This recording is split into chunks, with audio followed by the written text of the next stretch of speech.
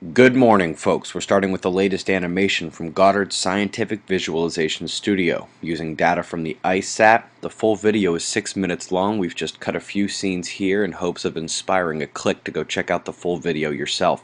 They're showing some of the dynamics that shape that northern ice block: runoff, melting, shifts in elevation.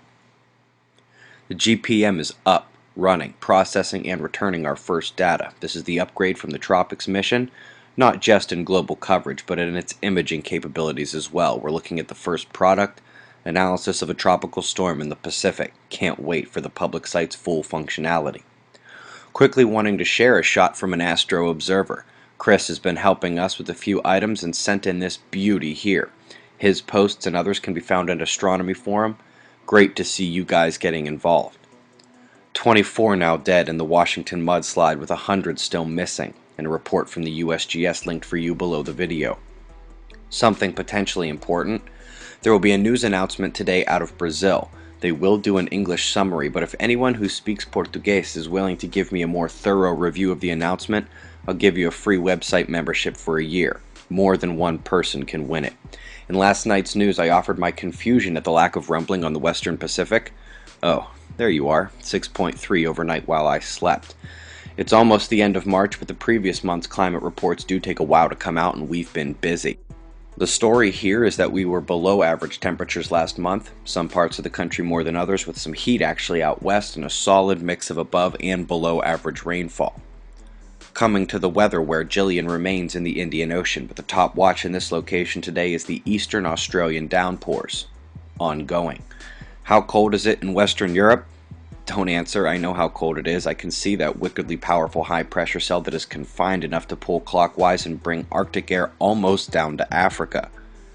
Bit of a crapshoot here. Nobody's completely out of the woods, but some heavy snow in the normal areas may cause a snarl or two and will be the top watch. Bartol added back the cosmic ray anomaly from 2 days ago. With no major solar flaring, gamma bursts, or solar wind jolts on the telemetry during that time, I'm inclined to ignore the official shock notice and call this an indication of our weakening heliosphere. This will get more and more common. Point of conspiracy mitigation. You see the arm holding the opaque central disk extending from the 7 o'clock position.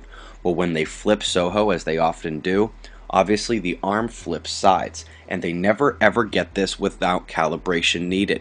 Always that same shadow right there. Please don't be fooled by this like I was in 2011. I felt pretty silly calling it a mystery planet. Anywho, solar wind telemetry reveals an interplanetary shock that we expected to be minor this morning. Having arrived last night, it was a bit speedier than expected and did cause some instability, but which is now waning, except on the most sensitive space weather devices. Solar flaring? About what's needed to have such a weak heliosphere. No flaring, despite some solid-looking sunspots. And solid though they look on the intensity gram, we could do with a bit more magnetic complexity. The previous deltas are all either decayed or turned, and I spot only one potential candidate for that today at the north incoming. Earth's magnetic connection to the sun, however, is at the departed delta, so you gotta watch for limb eruptions there. Southern negative coronal hole is exiting. Equatorial positive opening incoming. It is indeed of only moderate power. If we took photos together at the conference, I posted them to the website, suspiciousobservers.org/conference-photos.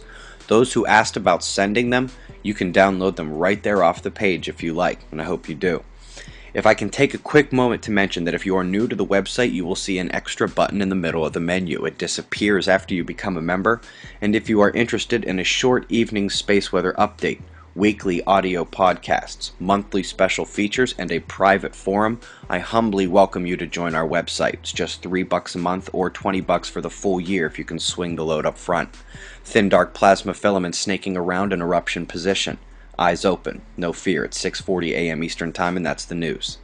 Be safe, everyone.